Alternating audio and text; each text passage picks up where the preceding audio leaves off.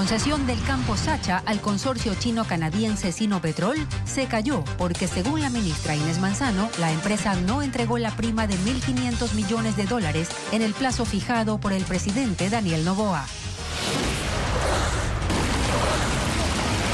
En menos de 24 horas, las lluvias causaron nuevos daños en Loja, donde se desbordaron 2 ríos, afectando a 200 negocios. Y en el cantón Chaguarpamba, un aluvión dejó a 260 familias sin electricidad ni agua.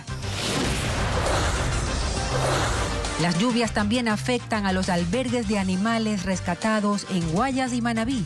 Los espacios están inundados y llenos de lodo. No tienen apoyo de las autoridades. SELEC confirma que desde ayer la represa Daule Peripa realiza descargas controladas por el exceso de agua en el embalse, que de continuar puede afectar a 7 cantones.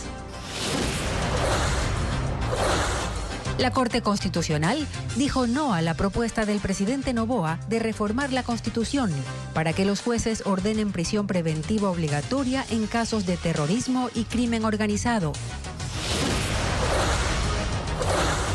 Se cumplen 5 años desde que la Organización Mundial de la Salud declaró la pandemia por el COVID. La enfermedad respiratoria dejó, según la OMS, 7 millones de muertos y, según la ONU, 20 millones en el mundo. El presidente de Estados Unidos, Donald Trump, defendió su política de imposición de aranceles, restó importancia a la caída de los mercados en la bolsa de valores.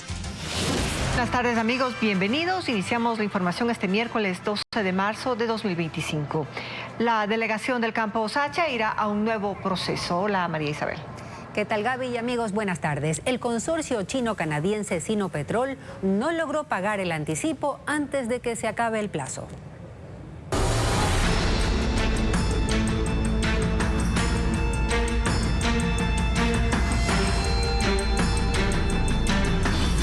Sacha, se cayó el acuerdo.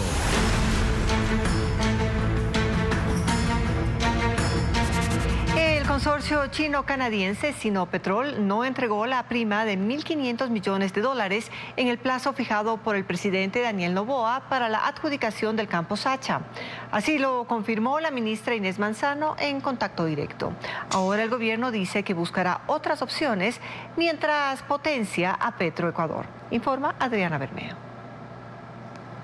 El plazo dado por el presidente Daniel Noboa se cumplió y el consorcio chino-canadiense Sinopetrol no entregó la prima de $1.500 millones que era el requisito para la delegación directa y sin concurso de la operación del campo Sacha. Lo dijo la ministra Inés Manzano en el espacio de entrevistas Contacto Directo. Era hasta ayer a las 9 de la noche, con lo cual pues no hay nada más que hablar, o sea, sencillamente el plazo se les venció. El Comité de Licitación Hidrocarburífera recomendó la adjudicación del campo Sacha al consorcio conformado por las filiales de la china Sinopec, Amodaimi Oil y Petrolia de la canadiense New Stratus Energy el pasado 28 de febrero. Y dio un plazo de hasta 30 días para que se entregue la prima de entrada. La ministra Manzano puntualizó que las mesas de negociación concluyeron en diciembre y que hubo el tiempo suficiente para entregar los $1.500 millones del acuerdo inicial. Esto era una oportunidad en la cual ellos no lo aprovecharon y no entendieron el consorcio, no entendieron que había esta potestad por parte del presidente, que la ejerció muy bien y que decía hasta 30 días y él en el comunicado les dio hasta el 11 de marzo. Ahora el Ministerio de Energía revisará otras opciones para adjudicar el campo Sacha. Mientras tanto, dijo la ministra, se invertirá más en Petroecuador. Aquí no se para nada. Aquí lo que estamos haciendo es tratando de hacer con nuestros recursos, los recursos de los ecuatorianos, ser transparentes y ser eficientes. El campo Sacha es el más productivo del país. Sus reservas probadas suman 367 millones de barriles de crudo de alta calidad y aporta con el 16% de la producción petrolera del país. Por eso ha sido llamado la joya de la corona. Después de quedar en cero la negociación con Sinopetrol, el gobierno sostendrá las inversiones en esa zona petrolera mientras mantiene conversaciones con otras empresas interesadas en su administración. Francisco Garcés amplía la información. Petroecuador seguirá administrando el campo Sacha y las inversiones para sostener su producción crecerán. Esa es la primera decisión que tomó el gobierno después de que fracasó el acuerdo con Sinopetrol para entregarle el campo por los próximos 20 años. La administración de Petroecuador en el campo no será permanente. El gobierno invitará nuevamente a empresas que muestren su interés en hacerse cargo. El martes, la ministra de Energía, Inés Manzano, y el gerente de Petroecuador, Roberto Concha, mantuvieron la primera reunión para planificar la intervención en Sacha y un plan de transición. El primer compromiso es aumentar las inversiones para producción, que actualmente están en $65 millones por año, según informó el viceministro de Hidrocarburos, Guillermo Ferreira. No se ha fijado el monto en que estas inversiones crecerán ni el objetivo que se quiere alcanzar, tomando en cuenta que con la inversión actual la producción se mantiene en 75,000 barriles diarios. En esta nueva etapa el gobierno deberá decidir qué figura usará para delegar la administración del campo. Si se inclina por invitar a empresas públicas extranjeras, la negociación será más corta y permitirá la entrega directa de Sacha. Si la decisión es abrir una licitación para empresas privadas extranjeras, los procesos pueden alargarse. Según informó la ministra de Energía, Inés Manzano, además del consorcio Sinopetrol, mostraron su interés empresas de Arabia Saudita, Kuwait y Emiratos Árabes, además de la colombiana Ecopetrol, aunque no dio más detalles sobre el avance de las negociaciones. Sin importar la definición, en el gobierno saben que cualquier negociación quedará para después de las elecciones presidenciales de abril y durará al menos 3 meses.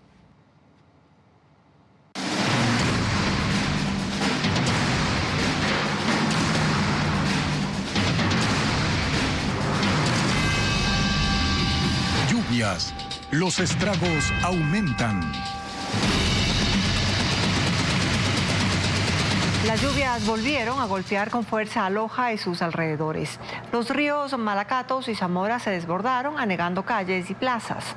Al sur, el puente Bailey sufrió daños estructurales, mientras que al norte decenas de comerciantes intentan rescatar lo poco que quedó de sus negocios. Y en Chaguarpamba, un aluvión dejó a la población sin luz y agua. Informa Alejandra Sánchez. Apenas 24 horas después, la lluvia volvió a dejar un rastro de destrucción en varios sectores de Loja. A las 7 de la noche, los ríos Malacatos y Zamora se desbordaron, inundando calles y plazas del centro. Al sur, el puente Bailey, que conecta con 4 parroquias surorientales, sufrió daños en sus bases y empezó a desprenderse. La laguna del sector se desbordó, esparciendo sedimentos y ramas por la zona. Al norte de la ciudad, la situación no es distinta. Los mercados Gran Colombia y Mayorista, donde operan más de 1.300 locales, quedaron afectados. Al menos 200 negocios terminaron bajo el agua y el lodo. El río se desbordó y era la desesperación, la angustia de la gente de querer salvar su producto en algo, pero lastimosamente no hubo tiempo. Los comerciantes intentan salvar lo que pueden. Unos limpian con palas y baldes, otros colocan sacos de arena en los accesos o levantan pequeños muros improvisados para evitar que el agua vuelva a arrasar con todo. 20 bomberos trabajan en la remoción de escombros, despejando las vías de ingreso a los mercados. Improvisamos una barrerita porque el día de ayer también ya tuvimos el mismo inconveniente. En Chaguarpamba, un aluvión arrasó con la cabecera cantonal. El agua bajó con fuerza por una escalinata, arrastrando tierra y sedimentos en su paso. Las 260 familias que habitan la zona se quedaron sin energía eléctrica ni agua potable. Las autoridades siguen evaluando los daños y los habitantes limpian los escombros. En Manabí, el invierno también deja huellas en la vialidad. El desbordamiento de ríos y quebradas ha afectado al menos 70 kilómetros de carreteras, cubriendo tramos con lodo y escombros. Mientras algunos accesos quedan intransitables, otros solo permiten el paso con extrema dificultad, aumentando los riesgos para miles de conductores. Karen Ceballos con los detalles. En Manabí, el invierno también golpea la vialidad. Este miércoles, con mucha dificultad, vehículos livianos lograban circular por la vía Cañitas-Charapoto. Una gruesa capa de lodo cubría gran parte de la calzada, causando averías como la que sufrió el taxi de Fernando Murillo. Estoy botado, estoy dañado. Es un tramo de aproximadamente 400 metros que en al menos 3 ocasiones en el último mes ha sido afectado por el desbordamiento de una quebrada. El sedimento inunda la vía, generando un riesgo para los más de 5.000 conductores que a diario transitan por este punto, parte de la ruta E15. La falta de mantenimiento y por los muchos huecos que hay aquí en este tramo. Y ya lloviendo en la noche, vuelta se interrumpe esta vía. Según el Ministerio de Transporte y Obras Públicas, se requieren $10 millones para el encauzamiento de la quebrada, un proyecto que ya cuenta con estudios, pero cuyo financiamiento aún no está confirmado. Este es solo uno de los 10 puntos críticos de la red vial de Manabí. En total, este invierno ha dejado 70 kilómetros de vías afectadas. Por ahora, la única respuesta ha sido la limpieza con maquinaria después de cada evento. En la lista de sectores más golpeados figuran 2 tramos de la vía Rocafuerte-Tosagua, utilizada diariamente por más de 8.000 vehículos. En las aguas, las inundaciones se deben al desbordamiento del río Puerto Viejo y en la recta, el problema es la quebrada del Guarango, que también ha rebasado su cauce. En la vía Puerto Viejo-Santa Ana, la comunidad de Estancia Vieja queda bajo el agua con cada aguacero. Y las afectaciones también llegan a las vías secundarias. Un ejemplo es la carretera que conecta los balnearios de San Jacinto y San Clemente del Cantón Sucre. La estructura de hormigón de la alcantarilla tipo cajón colapsó por la crecida de un estero que desemboca en el mar, dejando la vía cortada. Por ahora, la Junta Parroquial de Charapotó tiene un plan provisional que espera ejecutar este mes. A escala nacional sigue vigente la declaratoria de emergencia vial por el invierno, que incluye a Manabí. Por ahora solo se han asignado $140.000 para contratar maquinaria y atender deslaves, hundimientos de calzada y la remoción de sedimentos.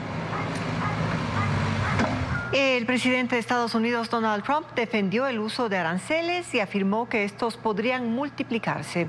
Lo dijo durante su reunión con los directores ejecutivos de las empresas más grandes de Estados Unidos. Restó importancia a la caída de los mercados en la bolsa de valores y aseguró que no habrá una recesión. Ileana Suárez nos informa. Los vaivenes arancelarios de Donald Trump provocan incertidumbre en los mercados, pero el mandatario insiste en que todo está bajo control. En un discurso ante la mesa redonda empresarial en Washington, D.C., con 100 directores de compañías, Trump dijo que su estrategia está dando resultados positivos. We have car companies that are not building in Mexico now, they're building in Tenemos empresas automovilísticas que ya no fabrican en México, ahora fabrican en Estados Unidos. Y en algunos casos, la fabricación ya había comenzado, pero la pararon para regresarla a Estados Unidos. Algunos de los ejecutivos presentes vieron cómo los valores de sus empresas se desplomaron en el mercado esta semana debido al temor a una recesión. Según la agencia de noticias Reuters, después de una reunión cerrada lejos de las cámaras, el republicano prometió reducir los impuestos al 15% para las compañías que fabrican productos en Estados Unidos. En su anterior mandato, Trump negoció las condiciones de un tratado de libre comercio con Canadá y México, pero ahora anuncia aranceles. Algunos ya han entrado en vigor, mientras que otros han sido puestos en pausa. Hoy la Unión Europea respondió a Washington con tributos de hasta $26.000 millones al acero y al aluminio. Canadá también aplicó impuestos a metales y otros productos estadounidenses por más de $20.000 millones que entrarán en vigencia el jueves. En tanto, la empresa Tesla se hunde en la bolsa de valores. Las acciones de la compañía del magnate Elon Musk han perdido un 50% de su valor desde enero tras su ingreso en el gobierno del presidente estadounidense Donald Trump y a causa de la competencia en los mercados internacionales. En las últimas semanas, la marca Tesla se ha convertido en blanco de una ola de vandalismo, desde incendios en estaciones de carga hasta ataques con explosivos caseros y grafitis en autos y concesionarias. En respuesta a estos incidentes, el presidente Trump anunció la compra de un vehículo Tesla valorado en $80.000, un gesto que al parecer provocó un alza en las acciones del 3.8%. En minutos. Se cumplen 5 años desde que la Organización Mundial de la Salud declaró la pandemia por el COVID, la enfermedad respiratoria que golpeó al mundo con millones de muertos. Al volver, el detalle de las cifras.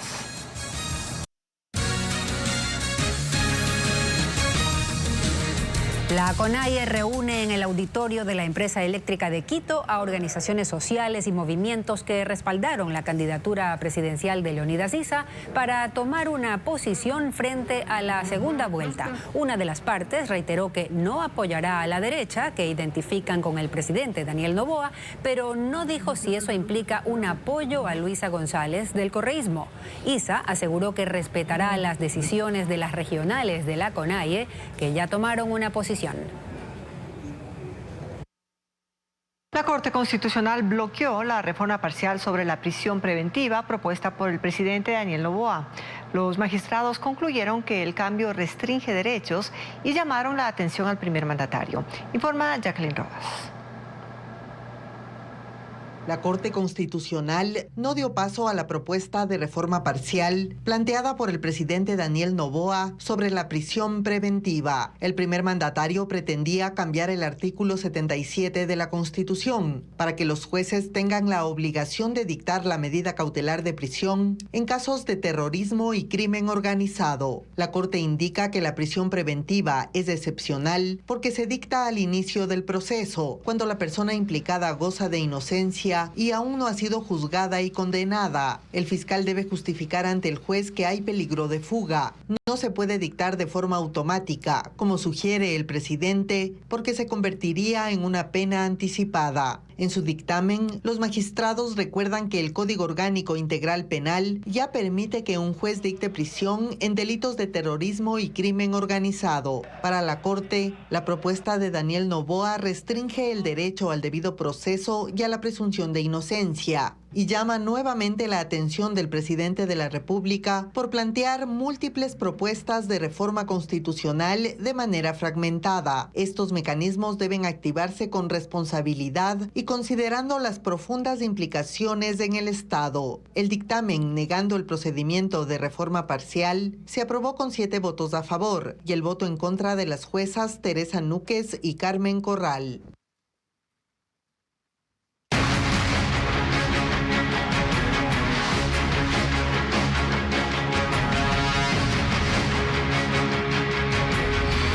COVID, ¿qué dejó la pandemia? A partir de los primeros casos de COVID-19 detectados en China, el virus desató millones de contagios y muertes, siendo la peor emergencia sanitaria del último siglo. En Ecuador, más de 1 millón de personas se contagiaron. Veamos las cifras de esta enfermedad en el mundo 5 años después de su aparición. Hace 5 años se extendía el virus SARS-CoV-2 por todo el mundo. El 11 de marzo de 2020, la OMS la declaró como la pandemia del COVID-19. Los primeros 27 casos fueron en Wuhan, en China. Desde entonces, los contagiados no pararon. El mundo miraba como poco a poco el uso de mascarillas y el confinamiento se hacía común, en un esfuerzo por contener la enfermedad. La OMS dice que hubo 777 millones de casos a escala mundial. La enfermedad llevó a la hospitalización de 28 millones de personas. Hay discrepancias sobre la cantidad de fallecidos. Según la OMS, fueron 7 millones. Epidemiólogos elevan la cifra a 15 millones, mientras que la ONU calcula que hubo 20 millones. Las personas mayores de 65 años fueron las más golpeadas, concentrando el 85% de las muertes hasta abril de 2022. Solo el 0.2% de los muertos tenía menos de 15 años.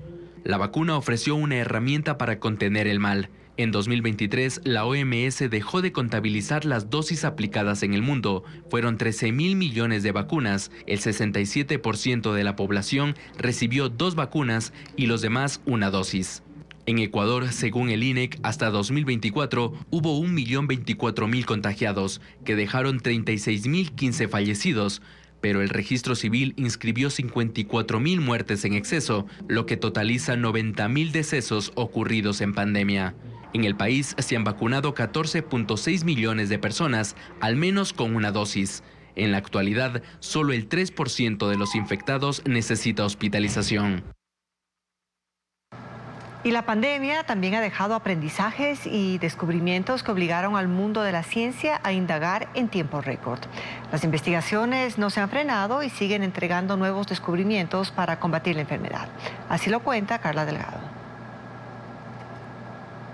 El progreso científico sin precedentes y en tiempo récord para ganarle la batalla al COVID-19 ha sido uno de los hitos más significativos en la lucha contra esa enfermedad.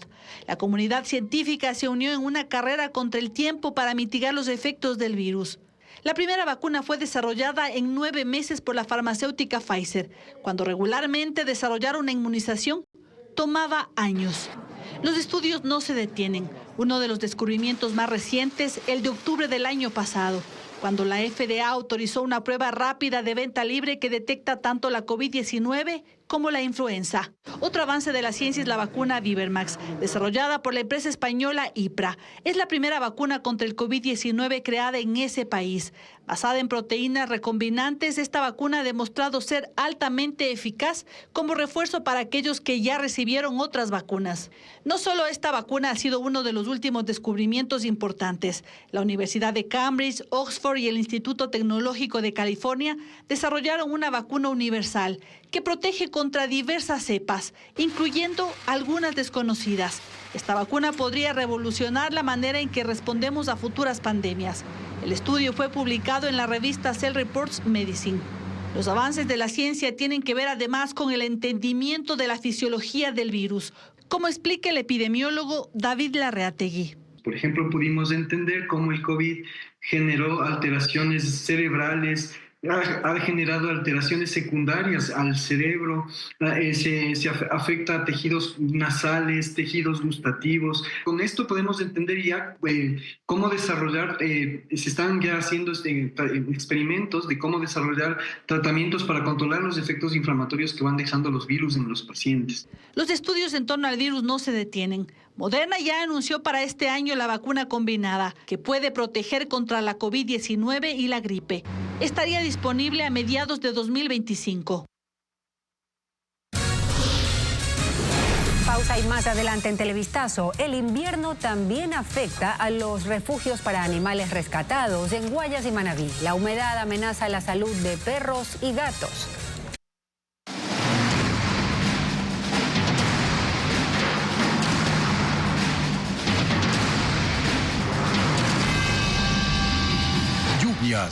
Los estragos aumentan.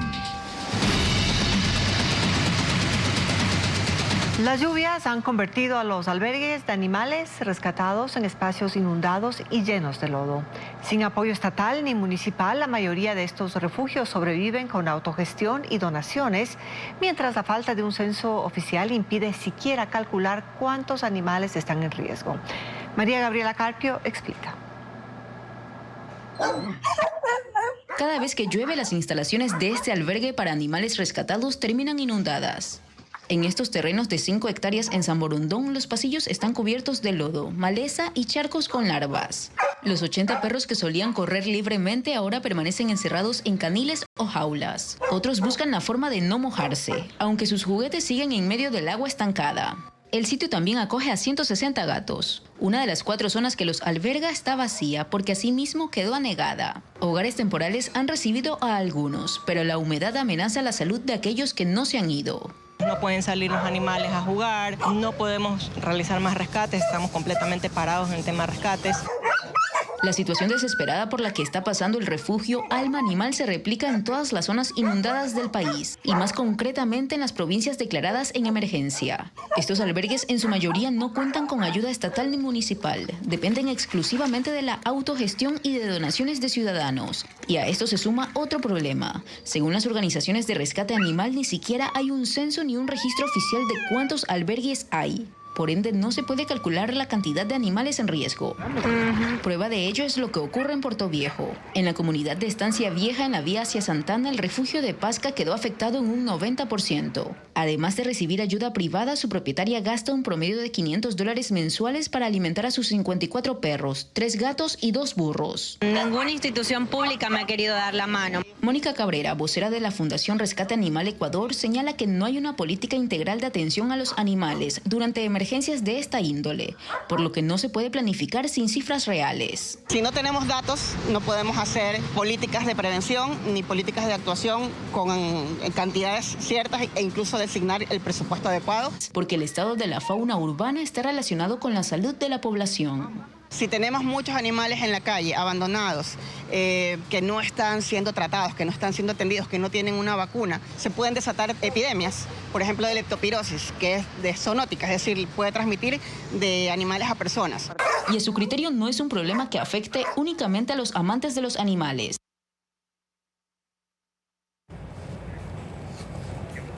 Babahoyo es el cantón con mayores pérdidas agrícolas en la provincia de Los Ríos. Más de 1.300 hectáreas han quedado bajo el agua, dejando a cientos de agricultores sin cosechas y sin poder pagar sus deudas. Odette Camacho recorrió las zonas más afectadas.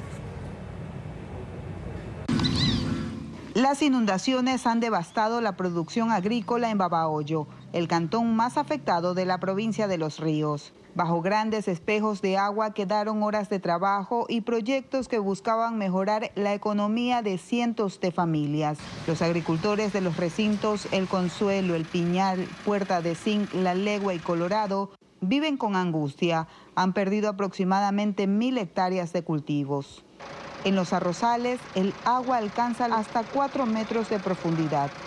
El proyecto de riego y drenaje en El Consuelo, diseñado para proteger 200 hectáreas, resultó insuficiente ante el caudal del río Pimocha. Estamos sufriendo de hambre porque no tenemos dónde ganarnos un día de trabajo siquiera. El arroz es el cultivo más afectado.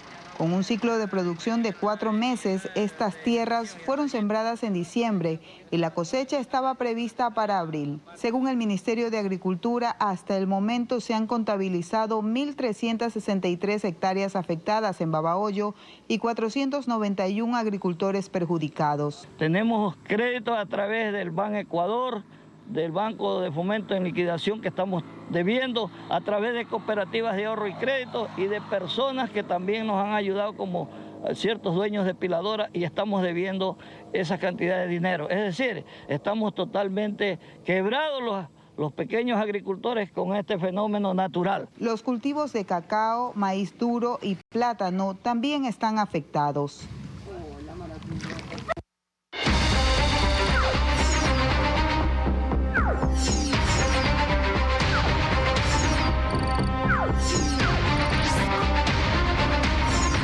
Estados Unidos. Se acaba el sueño.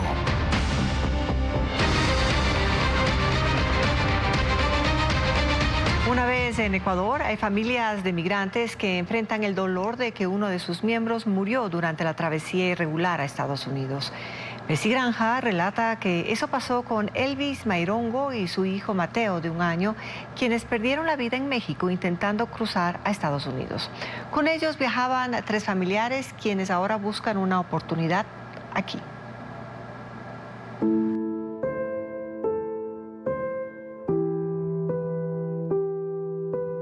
Lo que comenzó como un sueño para la familia de Elvis Mairongo terminó en una pesadilla que se vuelve recurrente. Cuando su madre, Sandra Angulo, su esposa Yulisa, su hijo Sidán de 4 años y su hermano Joel van juntos al cementerio para visitar sus restos y el de su hijo Mateo, de 1 año de edad. Podría buscar vida mejor. Encontramos una pesadilla que todavía me cuesta levantarme.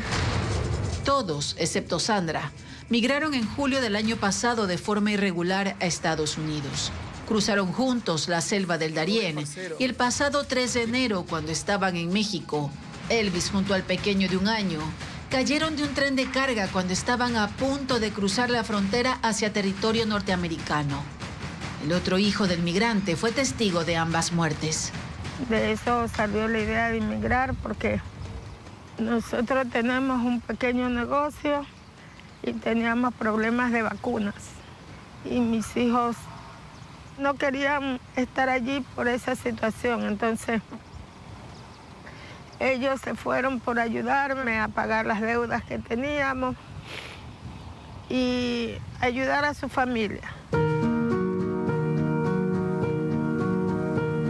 Joel cuenta entre lágrimas que ambos se habían trazado muchas metas con este viaje, porque en el país no pudieron conseguirlas. Si yo fuera a tener mi trabajo aquí en Ecuador no me voy, sino que no hay algo como para hacer tu casa, para tener tu propio negocio, tus cosas, ayudar a tus hijos, ni para vestirlos, ni para que ellos tengan lo que quieran comprarse, sus juguetes, nada de eso. Y a esa edad comienzan a pedirte. Uno se desespera. Mantener su casita propia, su cuarto. Mi hermana también luchaba por lo suyo. Por darle sus cosas a sus hijos, a su mujer. Fuimos a buscarla, pero conseguimos 2 muertos. La esposa del migrante intenta encontrar consuelo en su hijo de 4 años, testigo del accidente. Sin embargo, señala que el menor arrastra secuelas psicológicas. La Cancillería ayudó a la familia con la repatriación de los cuerpos, pero solicitan asistencia terapéutica para los sobrevivientes por todo lo que experimentaron en México, donde fueron secuestrados y les pidieron dinero para su liberación. Ellos, si no tenían plata o para usted amenazar a los que te llegaban nuevos que lo han cogido, le ponían la plancha a los que no han pagado la plancha en la espalda, le volaban los dedos adelante de uno, adelante del niño, no importa. Los que vean le metían palos, todo, pero lo más duro es cuando le volaron la mano a un señor ahí, adelante de uno, para que uno llame a su familiar y pueda pagar.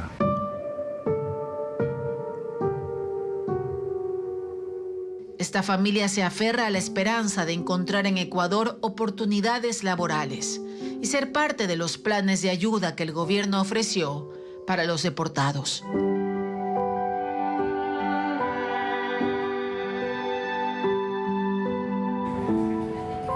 Moscú está a la espera de una llamada desde Washington del presidente Donald Trump para conversar con su homólogo ruso Vladimir Putin sobre la propuesta de una tregua pactada ayer con Ucrania.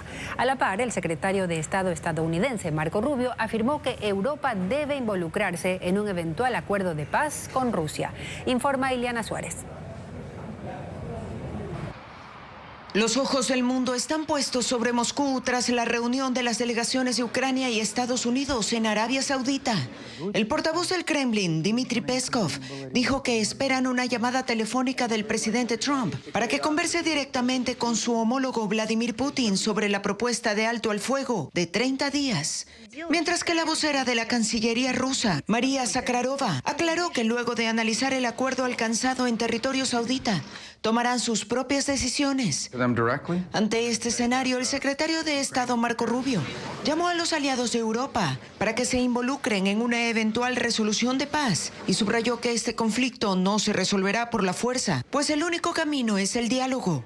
Por su parte, el ministro de Asuntos Exteriores de Ucrania viajó a Varsovia para un encuentro con el canciller polaco, quien informó a la prensa que Washington ha reanudado la entrega de ayuda militar para Ucrania por medio de una empresa de armamento en el este de Polonia.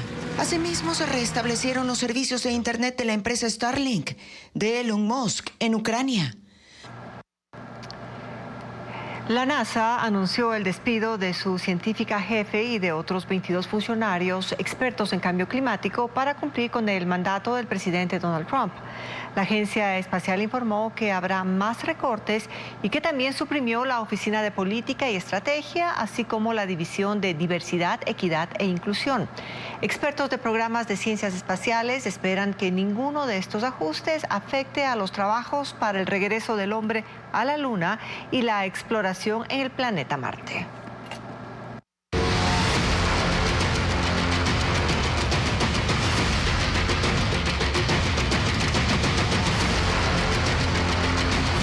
Daule Peripa, represa al límite. Televistazo confirmó que las descargas controladas de agua en la represa Daule Peripa ya empezaron. La gerencia de SELEC dijo a este noticiero que las compuertas se abrieron desde ayer, ya que el embalse está cerca de su máxima capacidad. Luis Alfredo Zúñiga se trasladó hasta la represa y nos tiene los detalles. Muy buenas tardes, a esta hora hemos llegado a la represa Daule Peripa y estamos frente a las compuertas de esta estructura que es capaz de almacenar hasta 6 millones de metros cúbicos de agua. A esta hora podemos constatar que las compuertas están abiertas. El agua ya se está descargando hacia la cuenca baja del río Daule y esto ya ha sido motivo de preocupación para los cantones que están aguas abajo y así ya lo han empezado a comunicar. Esta represa está en la zona norte de este río, entre las provincias de Guayas y Manabí, y lo que sucede aquí es muy relevante, pues una de las funciones de esta estructura es contener el enorme caudal que incrementa rápidamente con las lluvias del invierno. Sin embargo, aseguran que tienen puntos de monitoreo para que, pese a que están abiertas las compuertas y sale el agua, según aseguró el gerente de SELEC, no signifique inundaciones en los cantones aguas abajo. Es la información a esta hora. Enseguida, Diego Cuenca describe las afectaciones que pueden darse por el desfogue controlado del embalse Daule-Peripa si las lluvias persisten en su zona de influencia. 11 cantones de Guayas y Manabí están en alerta de riesgo de inundaciones. Las descargas de agua del embalse Daule-Peripa empezaron el martes, aunque son controladas. Está entrando más agua de lo normal debido a las precipitaciones. Ese miércoles está en 80 metros sobre el nivel del mar y la cota máxima es de 85. SELEC confirmó a Televistazo que abrieron las 3 compuertas desde la noche del martes hasta este miércoles para evacuar 141 metros cúbicos por segundo y que hasta el momento no había inundaciones. El embalse está en el límite de ambas provincias. El agua que descargan va hacia el río Daule y 20 kilómetros más abajo está el cantón Pichincha de Manabí, con una población de 30.000 personas, donde hay cultivos de maíz y ganadería. Luego está el Empalme, Balsare, Colimes, Palestina, Santa Lucía, Novol, Pedro Carbo, Daule, San Borondón y Guayaquil. En todas esas localidades habitan más de 4 millones de personas, donde hay un aproximado de 95.000 hectáreas de cultivos de arroz vulnerables a inundaciones. Esa alerta la generó la prefectura del Guayas en un comunicado donde aseguró que desplegaron personal para monitorear una posible emergencia. Y en un documento, el municipio de Guayaquil reclamó que la ciudad no ha sido considerada en esa alerta por parte de SELEC. La preocupación es que esto afecte el abastecimiento y distribución de agua potable que se alimenta del río Daule. El cantón Santa Lucía monitorea el impacto de las descargas controladas de la represa Daule-Peripa. Esto porque más de 100 recintos están en riesgo de quedarse inundados por el aumento del río Daule. Informa María Gabriela Carpio. Santa Lucía es uno de los 7 cantones del Guayas en alerta ante las descargas controladas de la represa Daule-Peripa. Según personal del municipio, la apertura de sus compuertas implica posibles inundaciones en esta localidad, donde viven 47.600 personas. Esto debido a su ubicación en la cuenca baja del río Daule y su terreno bajo. La zona rural, que concentra 38.000 habitantes, es la más expuesta, con 126 recintos que podrían verse afectados, además de algunos sectores de la zona urbana, incluido el casco comercial. Generalmente los recintos que tenemos es Miraflores, tenemos Morochal, tenemos la cooperativa 3 de Abril, que son los que son más vulnerables con inundación, y todos los que están puestos por las riberas del río Daule.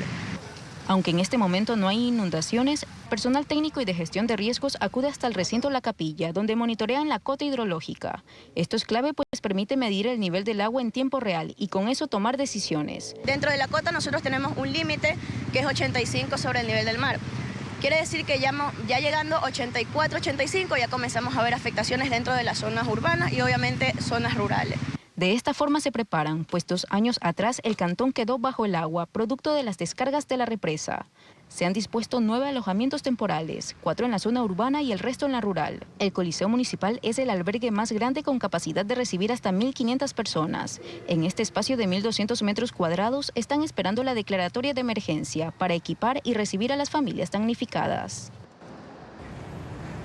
Y en el mundo del arte, una muestra rinde homenaje al fotógrafo ecuatoriano Luis Mejía en el Centro Cultural Metropolitano de Quito. 83 imágenes retratan la historia y momentos. Estefanía Arias con un recorrido por esta exposición gratuita.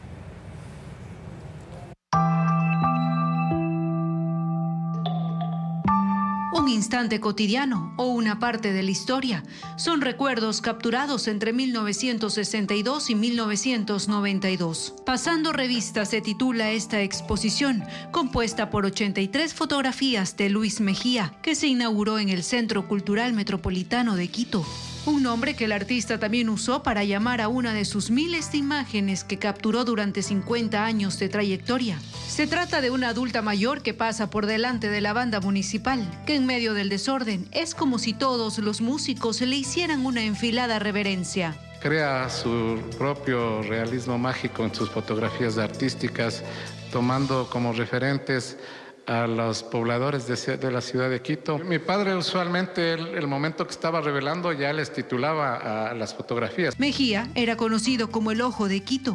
En 2012 fue nombrado fotógrafo patrimonial por el Ministerio de Cultura y en 2024 ganó el Premio Nacional a la Mejor Trayectoria Profesional, otorgado por la Asociación de Fotógrafos Ecuatorianos. Sus fotos llegaron a portadas de revistas locales como Vistazo y fue el primero en colaborar con una agencia internacional de Estados Unidos, Associated Press. Fue el primer fotoperiodista en ir a un Mundial de Fútbol de Argentina 78, que están retratados también en imágenes aquí en la muestra fotográfica. También la fotografía El Señor del Bastón, que hay 3 personajes icónicos de la ciudad. El empresario que va caminando por la calle, el cargador que lo mira asustado y la gente del pueblo llevando sus compras, vida cotidiana de la ciudad, ¿no? La exposición gratuita estará abierta hasta el 23 de marzo, de miércoles a domingo, de 9:30 de la mañana a 4:30 de la tarde.